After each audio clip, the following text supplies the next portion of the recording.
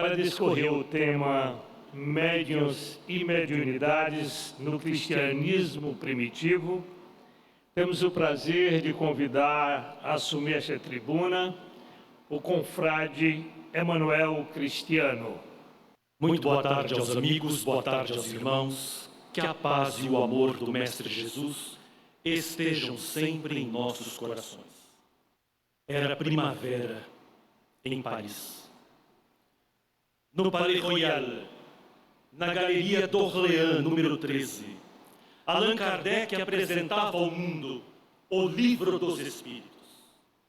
Nunca mais o medo lôbrego da morte, mas a certeza de que vivemos ontem, vivemos hoje e viveremos amanhã. Os imortais trouxeram uma filosofia tão extraordinária que retirou a interferência dos espíritos através das faculdades psíquicas humanas. Esta filosofia retirou a manifestação espiritual dos guetos, elevando-a ao grau de missão. Todavia, apesar da força do espiritismo estar na sua interpretação filosófica do mundo, caberia aos espíritas a vivência dessas informações. E então Allan Kardec, traduzindo a importância e o programa do mundo espiritual, no dia 15 de janeiro de 1861, apresenta o Livro dos Médiuns. Era necessário um guia que pudesse instruir os evocadores e os intérpretes. O Livro dos Médiuns, em verdade, foi um protocolo, e ainda hoje o é, um protocolo de segurança para o intercâmbio entre o mundo espiritual e o mundo material. Mediunidade é a faculdade humana e natural que nos permite sentir e transmitir a influência dos espíritos, ensejando o intercâmbio entre as duas realidades. Todavia, é necessário evocarmos Cronos, o tempo, pedindo a ele que sacuda sua olímpica ampulheta para, através das suas areias, retornarmos a episódios importantíssimos que teriam construído a nossa cultura e parte daquilo que hoje chamamos de fé. Após o episódio terrível do Gólgota, os homens e mulheres de Jerusalém se perguntavam: não teríamos crucificado um justo? Não teríamos apagado a luz que veio dos céus? Que fizemos nós com este que foi chamado de Cristo? Que fizemos nós com esse homem que ergueu as mãos e somente o bem e a dignidade ofereceu aos seres humanos? Pedro e Paulo haveriam de assumir a liderança do movimento cristão. O apóstolo Pedro se mostraria intrépido, absolutamente corajoso perante os desafios da sua época. Vem o dia 18 de julho do ano de 64. Das 14 regiões de Roma, 10 começaram a arder e foram completamente destruídas pelo fogo da insensatez. Philipp Vandenberg, um especialista na vida do imperador Nero, diz que não há evidências factuais para atribuir, para imputar ao imperador a responsabilidade do incêndio em Roma. Entretanto, o povo começou a dizer: foi Nero, foi o imperador. Todos sabiam que ele detestava a parte velha da cidade, que era construída em madeira. Todos sabemos o quanto ele aprecia a cultura grega, os seus artífices, os seus engenheiros, os seus arquitetos. Foi ele que mandou pôr fogo para que a cidade destruída pudesse ter a sua reconstrução com base na tradição helênica. Os seus acólitos, os seus conselheiros, resolveram dizer: convém acusar alguém. Se tu não acusares, se não encontrarmos um bode expiatório, a culpa recairá sobre o império. Havia naquela época alguns homens que eram chamados de homens do caminho. Um tal de Cristo, que o Império Romano mandou à crucificação, teria formado um novo movimento. Foram eles, sim. Escutei de uma serviçal, disse um dos conselheiros. Escutei de uma serviçal, tomai, comei, este é o meu corpo. Tomai, bebei, este é o meu sangue. Eles devem molhar o pão no sangue dos inocentes que matam. Eles matam as crianças e ainda comem suas carnes. Foram eles. Mas será que nos importa? Diga que foram esses homens do caminho. Diga que foram esses seguidores do Cristo. Não são loucos, não são perversos. Ora, quem não se alimentar de mim, não é digno de mim, lembrou outro. Vejam, este ainda manda se alimentar da própria carne. Foram eles fanáticos, serenitas, ridículos. Então o imperador decreta a primeira perseguição romana e oficial aos filhos do Evangelho. Pedro e Paulo padeceriam um sublime holocausto durante o governo do imperador. Enquanto ele se organiza para as maldades que havia pedido aos seus generais, convém uma biografia. Nero nasceu como filho de Júlia Agripina, a mais bela mulher e a mais notável intelectual política que o seu tempo promoveu. Filha de Germano, um general, desejava ser imperatriz, mas não podia. Somente os homens poderiam alcançar esse status e esse poder. Aconteceu que quando Germano foi assassinado, o pai, ela estava na linha sucessória, mas foi preterida pelo seu irmão Calígula. Bem, quando Calígula assume o trono, ela teve um jeito de participar das benesses palacianas. Tornou-se amante do próprio irmão. E quando Nero nasceu, muitos diziam a sorrelfa: ele é filho do próprio tio, ele é filho do irmão da esposa. Assim sendo, para se livrar daquela acusação, Júlia Agripina começa a mostrar o filho com características muito específicas, diferentes de fato do imperador Calígula. Vem um golpe de Estado. Calígula cai assassinado. Júlia Agripina sonhava com o poder, mas não podia, era mulher. Quem assume o trono, seu tio, Cláudius, o imperador. Cláudius era um bufão, adiposo, com dificuldades de locomoção. Júlia Agripina não teve dúvidas. Tornou-se amante do próprio tio. Fez matarem o próprio marido, pai de Nero, para que ela se casasse oficialmente com o tio. Casou-se.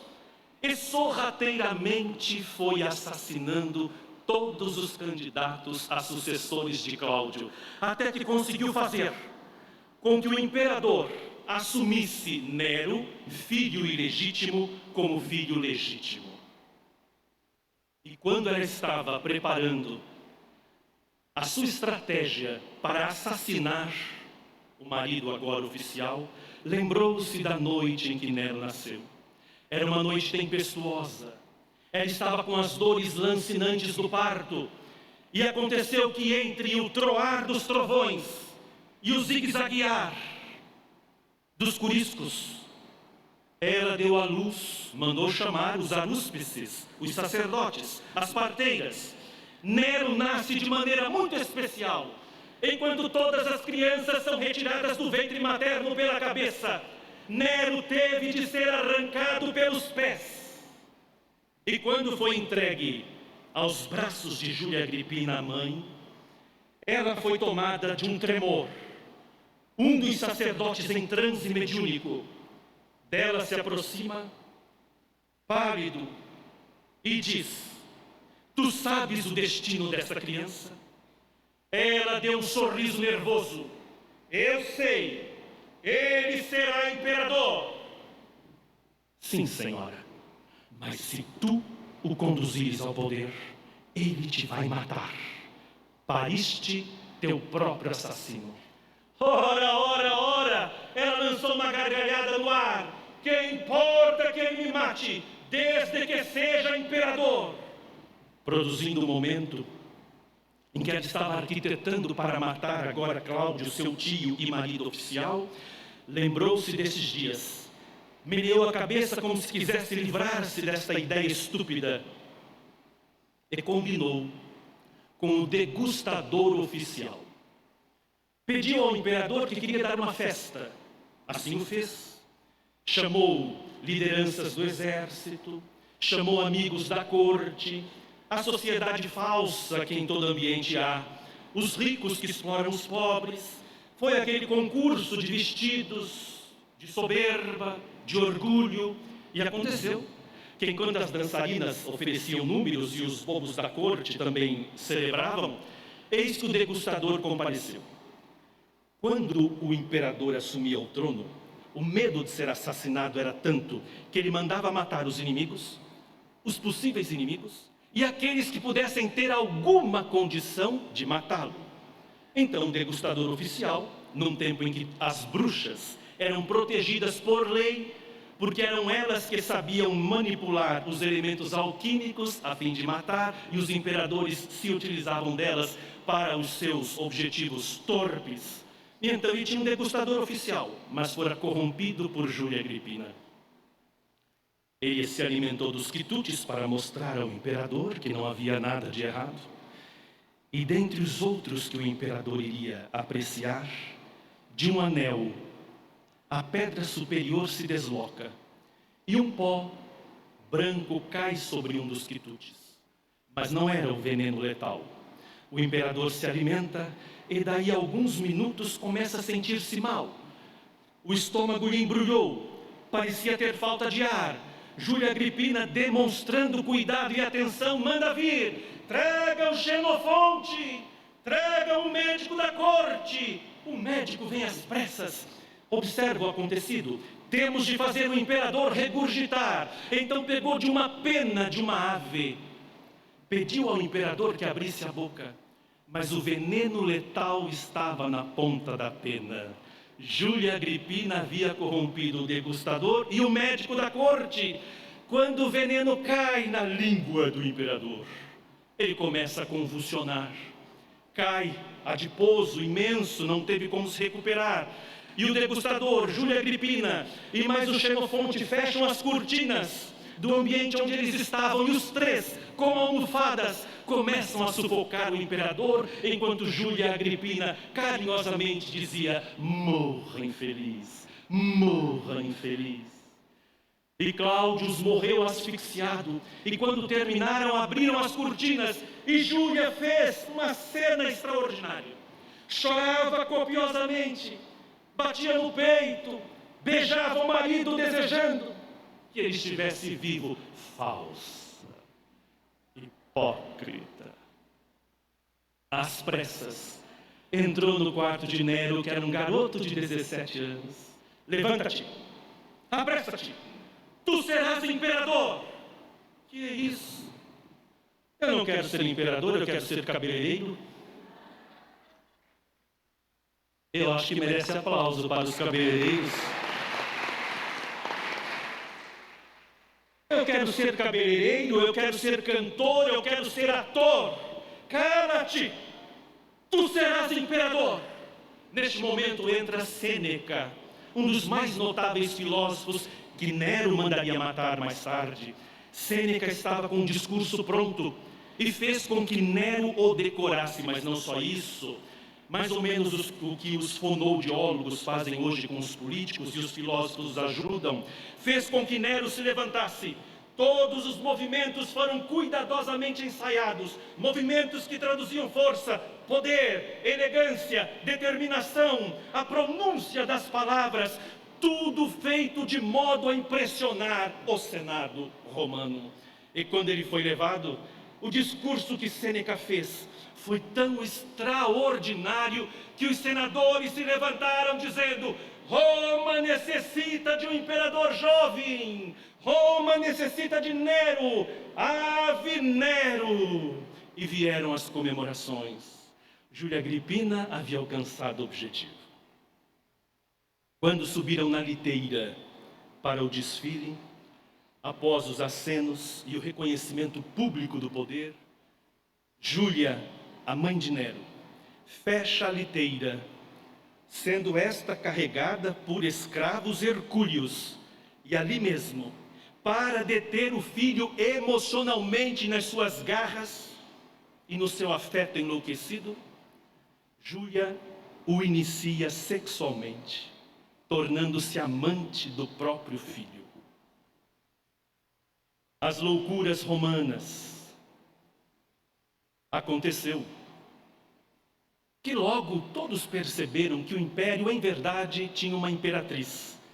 O imperador fazia festas, concertos, concursos. E uma ocasião, as pessoas que iam ver Nero tocar saíam em maior quantidade do que as que haviam chegado. Como é possível? Sim, as grávidas. Porque ele não autorizava as grávidas saírem interrompendo o concerto dele, e elas davam a luz ali, em silêncio. E ele tinha um método que eu adoraria adotar nas nossas casas espíritas. Ele deixava assim nos seus concertos atalaias, guardas. Se alguém dormisse, o guarda ia lá e matava. Poderíamos adotar nas nossas casas, não? Dormiu, já tem a parte prática no plano espiritual.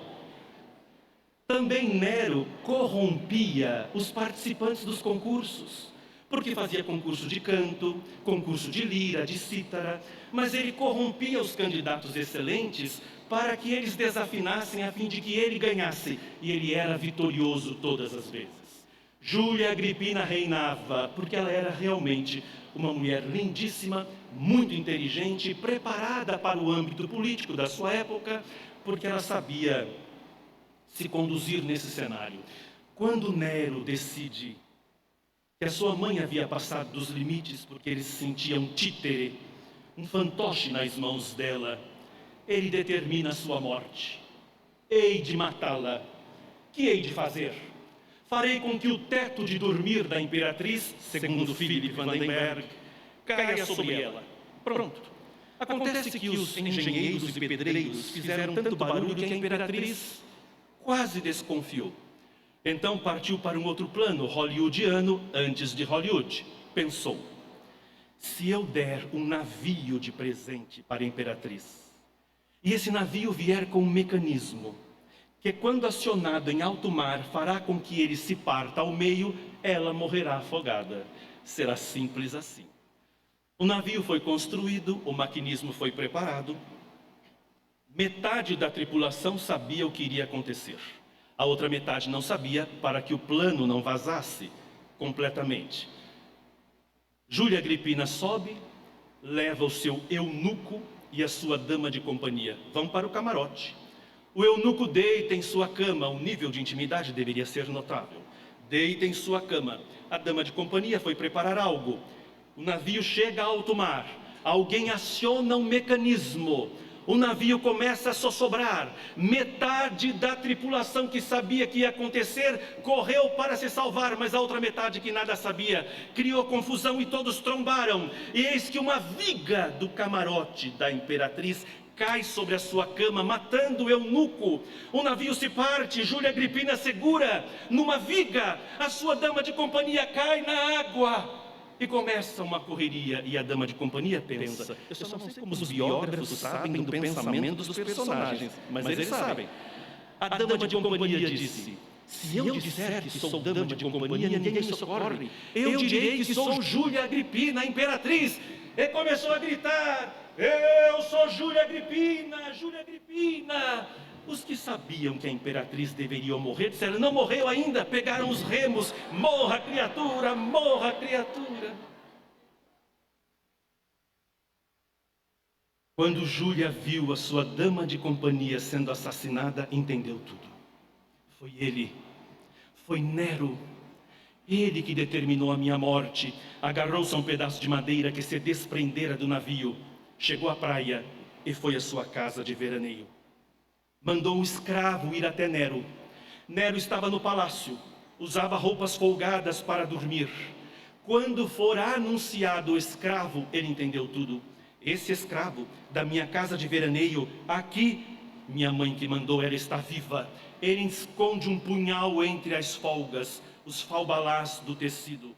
E quando o servo, serviçal, o escravo dele se aproxima, ele deixa o punhal cair ao solo, dá um salto para trás e grita diante de todos: este homem veio em nome de minha mãe matar-me. Querer matar o imperador era crime punido com a pena capital. Assim, Nero consegue do Senado a autorização oficial para que Júlia Agripina fosse assassinada. Uma fornida milícia percorre cerca de 60 quilômetros. Chegam à casa de veraneio. Júlia estava deitada no triclinium.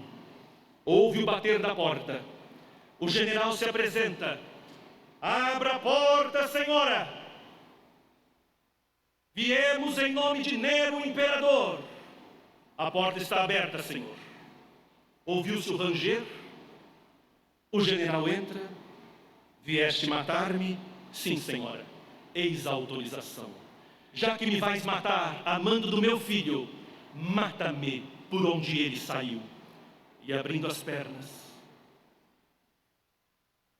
o soldado vara o útero de Júlia Agripina, matando-a.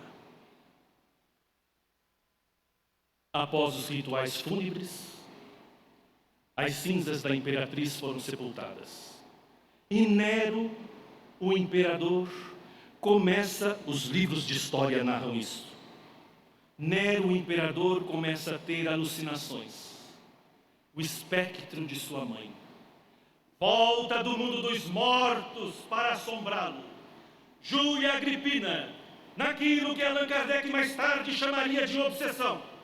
Júlia Agripina volta do mundo dos mortos para vingar-se do próprio filho. Ele saía pelo palácio, envolvia-se nas cortinas, nos tapetes palacianos, saía gritando enlouquecidamente, perguntava aos serviçais se eles estavam vendo a sua mãe. E o povo começou a dizer: matricida, matricida. Foi ele que mandou matar, sim, porque os tripulantes, os engenheiros navais que produziram o navio, logo começaram a vazar a informação, e houve um levante. O povo, que não poderia suportar alguém que mandasse matar a própria mãe, fez uma comoção na cidade. Levantaram-se varapaus e uma luta atrás de Nero para matá-lo.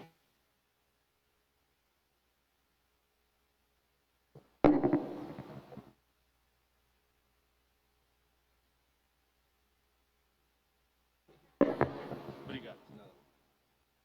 Em desespero, ele pede a um amigo, um serviçal amigo da casa, que o matasse. O amigo disse: não, o povo é que te vai matar, a tua maldade foi imensa. E é o momento em que ele comete suicídio. No governo deste imperador, Pedro e Paulo encontrariam suplício. A tradição diz que Paulo morreu decapitado porque tinha título de cidadão romano. Mas Pedro teria sido crucificado de cabeça para baixo. Nós não temos a informação oficial de que a morte de Pedro teria sido assim. Mas Humberto de Campos, na obra Antologia Mediúnica do Natal, em que ele apresenta fatos do cristianismo primitivo, dá conta que após fundar a Casa do Caminho, já nas perseguições de Nero, Simão Pedro estava em intensas atividades. Aqui socorria os necessitados, acolá amparava os cegos, aleijados, os leprosos. Quando o exército romano se aproxima e pergunta: onde está o líder? Todos ficaram em silêncio. Onde está o líder? Onde está o responsável? Eis-me aqui, Senhor. Apresenta-se Simão Pedro. Por que não te apresentaste quando eu chamei o líder? Porque nosso líder é Jesus, e ele está no reino dos céus. Ora, tu zombas de mim? Tu és aquele de quem chamam de Simão, filho de Jonas, Simão Bar Jonas, em que o povo cognominou de Pedro, a pedra, rocha. Sim, sou eu, Senhor. Vinde, vinde todos vós e ouvi. Abjura o teu Cristo e salva a tua vida. Larga esta loucura, oferece em honra e glória as nossas divindades, e nós te pouparemos a vida. Não temais aqueles que vos podem arrebatar o corpo, mas não vos pode arrebatar a alma. Zombas de nós, Simão? Eu quero ver quando chegar a hora, quando tu fores defrontado com o madeiro e os teus pulsos forem traspassados pelos cravos. Tu achas que o teu Cristo, que nós crucificamos, tu achas que o teu Deus te vai libertar? Nós somos os filhos da loba, nós temos Júpiter, nós temos Afrodite, nós temos Poseidon, que com o bramir do seu tridente as ondas se encapelam. E tu achas que o teu Cristo, que o teu Deus vai te livrar? Cala-te, agarrem-no. E ele foi levado ao cárcere. Lá permaneceu por várias semanas. Quando fora retirado, não era mais o mesmo homem. A tez já envelhecida, a barba nívea, os olhos cansados, os tornozelos agrilhoados, as mãos algemadas. Ele saiu, era fim de tarde, o sol ainda luzia. Trouxe as mãos para proteger-se e as feridas tingiram de rubro as suas barbas. Aniceto, o chefe da guarda imperial que o humilhara anteriormente, lá estava. Ora, ora, Simão, mais uma chance vamos te dar. Vinde, vinde todos vós e ouvi. Lá estavam as crianças, as viúvas, os doentes, que sabendo que Pedro seria morto, foram tentar interceder. Vinde, vinde todos vós e ouvi. Simão Pedro vai abjurar. Abjura, Simão, oferece em honra e glória as nossas divindades, salva a tua vida.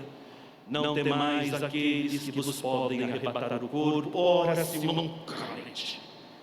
Tu és um porco imundo. Tu és o criador de sortilégios, tu trazes com a tua crença azar para a nossa cidade. Nós somos os filhos da cidade eterna. Tu vais morrer. Fora levado ao Monte Vaticano, segundo a tradição. Lá fizeram a cruz. E quando Simão viu o madeiro, ele juntou as mãos ao peito e implorou: Senhor, tem compaixão de mim, eu não mereço. Ora, ora, Simão, vinde, vinde todos vós e ouvi. Eu sabia que tu não terias coragem.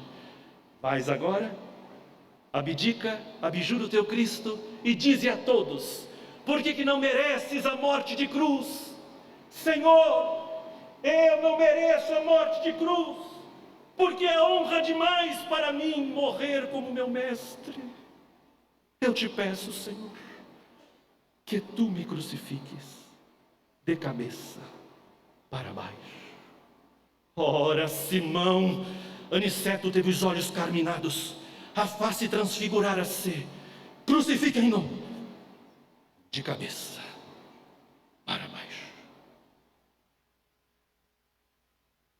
Homens hercúleos puxaram a cruz com cordas poderosas. O sangue dos pés tingiam de rubro as níveas barbas. Em hora extrema, o peito arfante, dores lancinantes.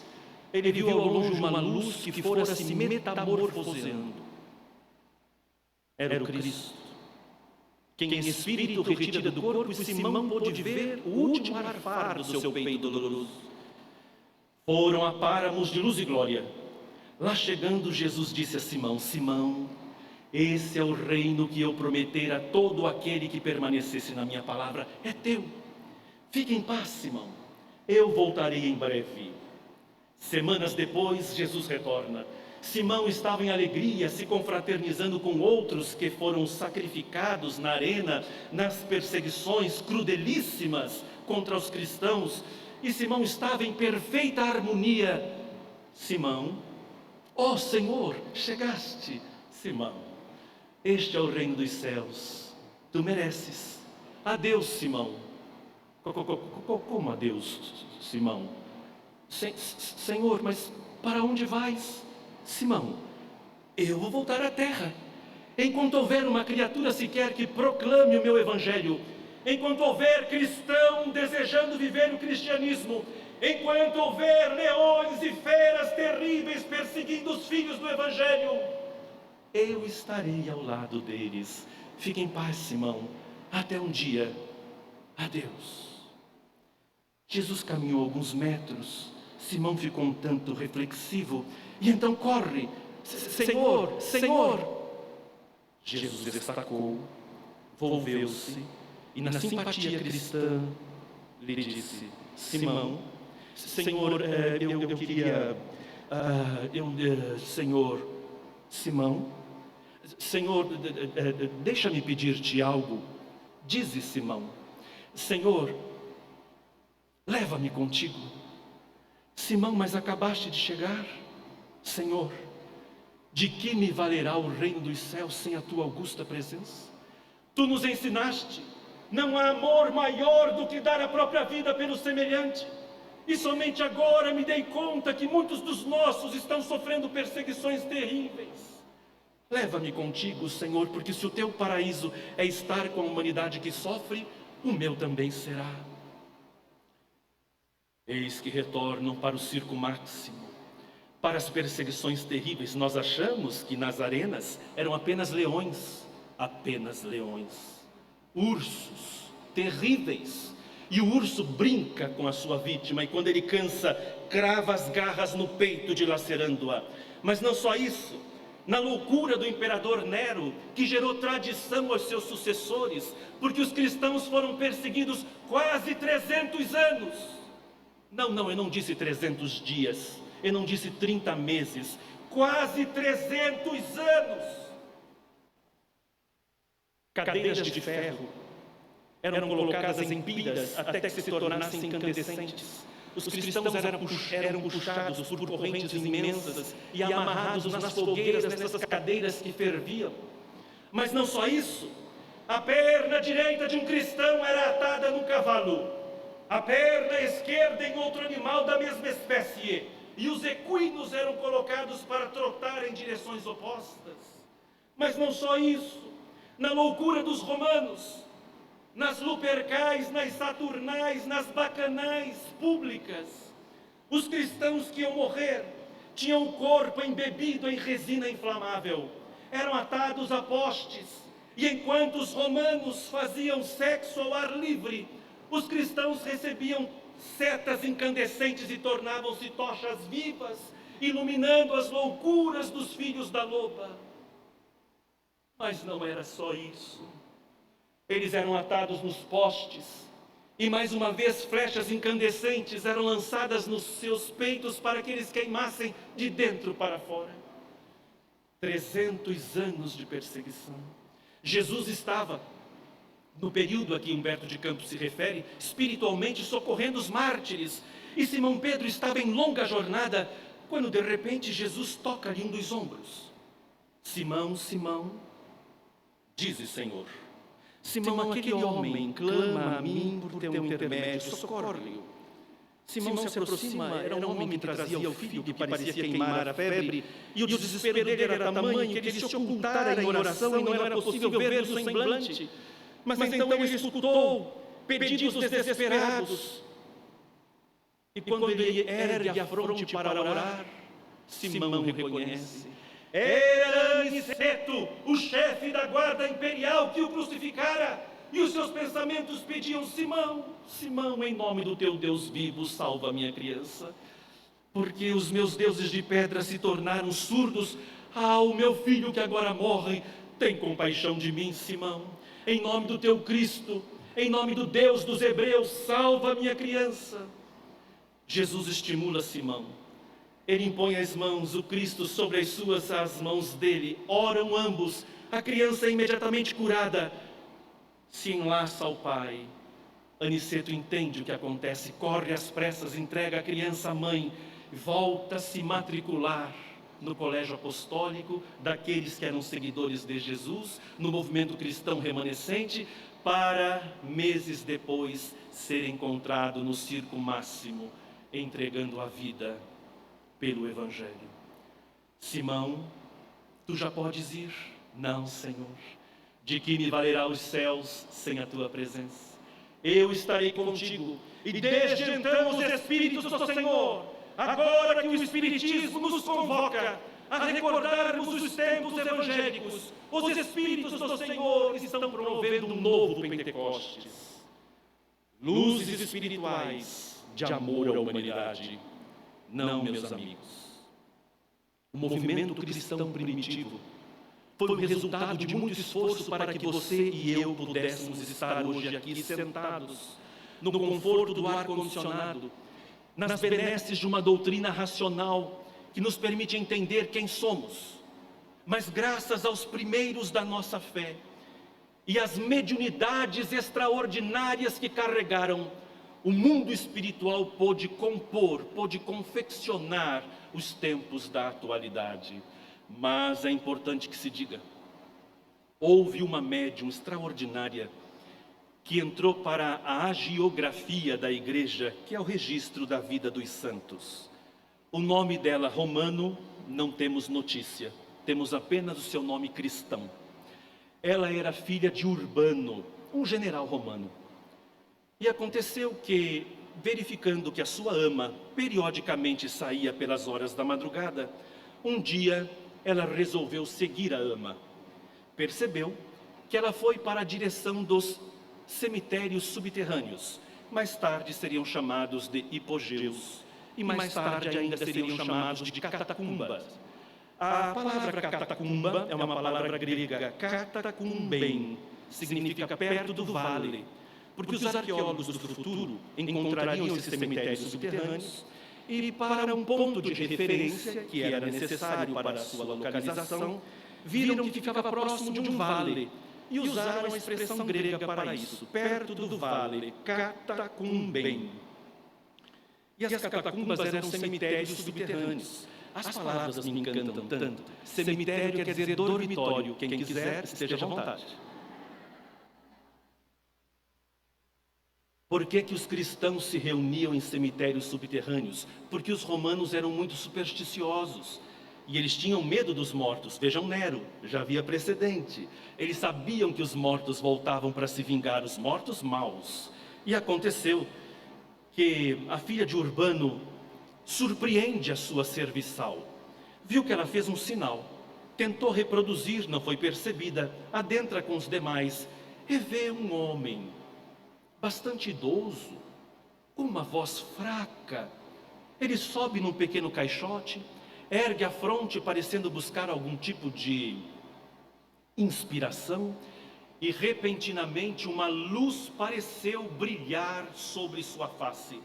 Ele começa a ficar transfigurado, a sua voz de rouca fica vibrante e ele começa a falar das bem-aventuranças, das verdades incontestáveis do Evangelho, do modo como Jesus acolheu os leprosos, da maneira como ele multiplicara pães e peixes, e o dia em que aquele ser extraordinário andou sobre as águas do lago de Genezaré, ou Quinerete.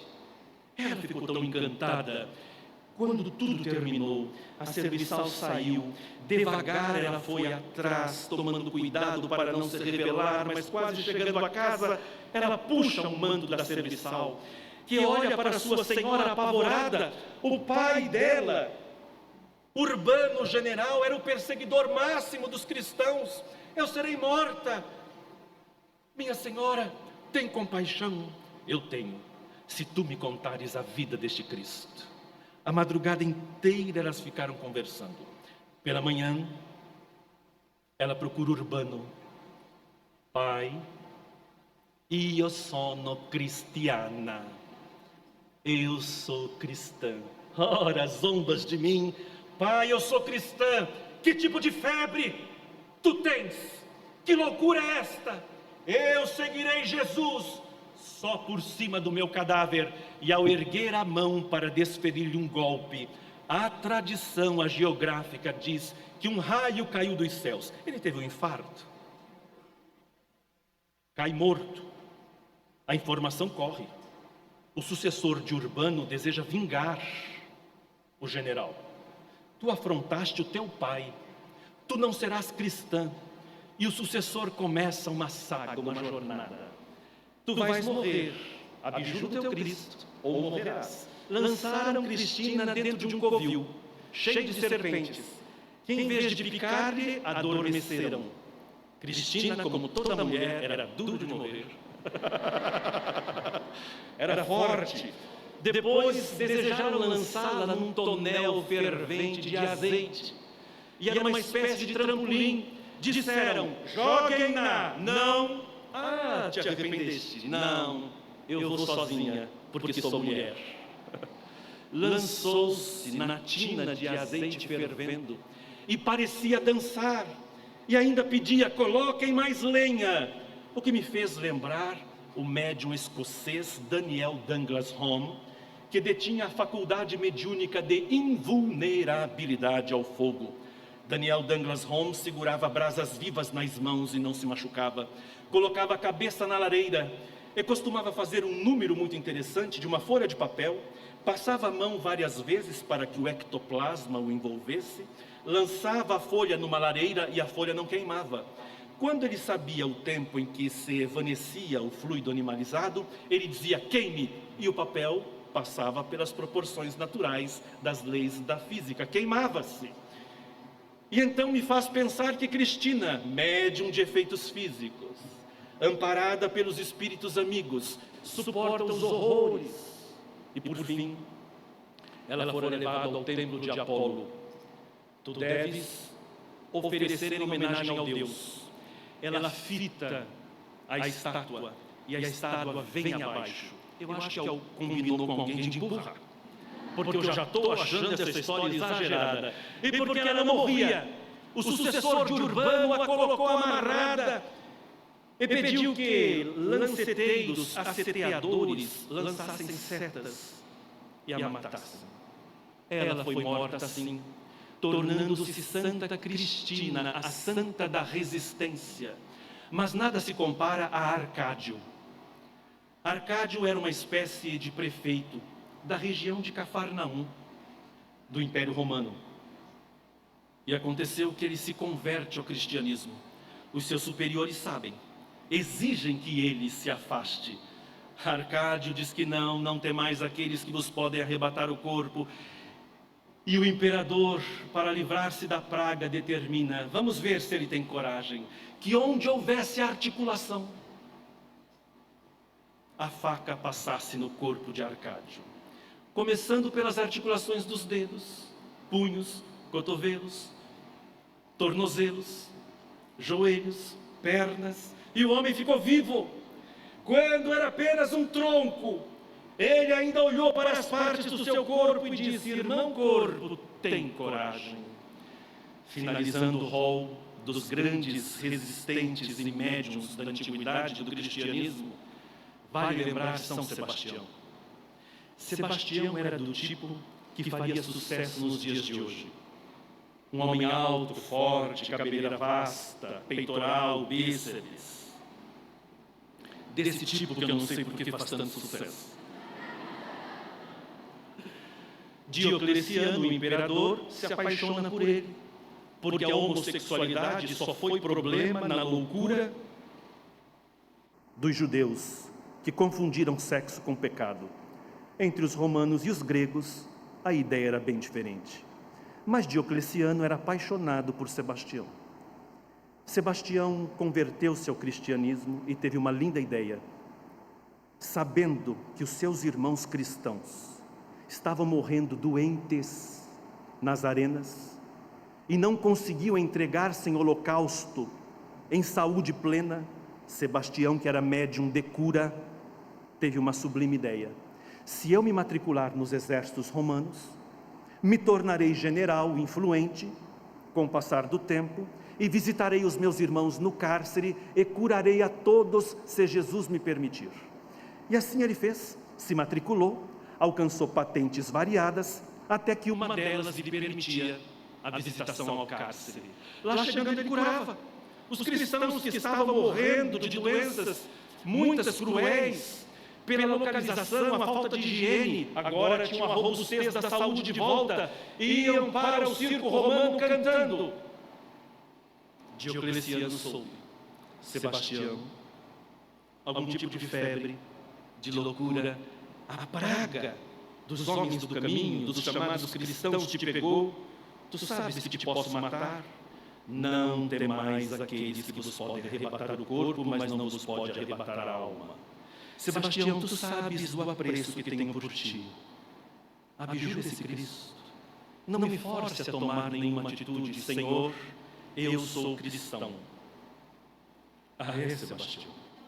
Então eu ordeno que tu sejas asseteado. E Sebastião foi atado ao poste, e diferente das imagens que estamos acostumados de 3 flechas, foram tantas setas que o corpo dele, segundo a geografia, não podia ser reconhecido.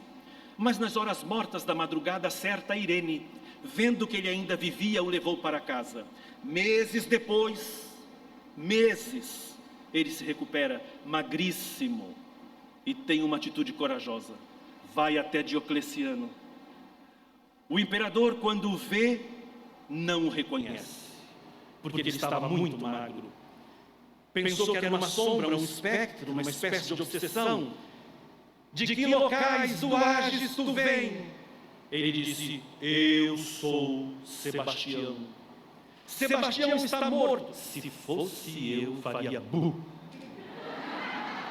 Não perderia a oportunidade de assustar o imperador. Mas Sebastião tinha mais nobreza do que eu. Ele disse, eu não morri, imperador, e te venho pedir para que tu pares de perseguir os cristãos. E o imperador, tomado de cólera, manda decapitar Sebastião. Graças aos primeiros da nossa fé, hoje com Allan Kardec nós podemos entender a mediunidade como uma ferramenta de trabalho de construção e libertação espiritual. Graças ao protocolo de segurança de Allan Kardec, nós podemos levar para as nossas casas espíritas a naturalidade da mediunidade. Graças à ciência espírita, os médiuns não são mais catalogados como loucos, esquizofrênicos, e sim como pessoas comuns, dedicadas, não são missionários, são servidores do bem. Então, recordando o movimento cristão primitivo, recordando os dias apostólicos, recordando a mediunidade de Pedro, de Paulo e de tantos outros, nós queremos pedir que os médiuns do presente trabalhemos com simplicidade, trabalhemos pautados, protegidos pelas obras da codificação, que o livro dos médiuns seja o nosso norte, a fim de que possamos, com a doutrina espírita, recordar Castro Alves e, recordando, repetir.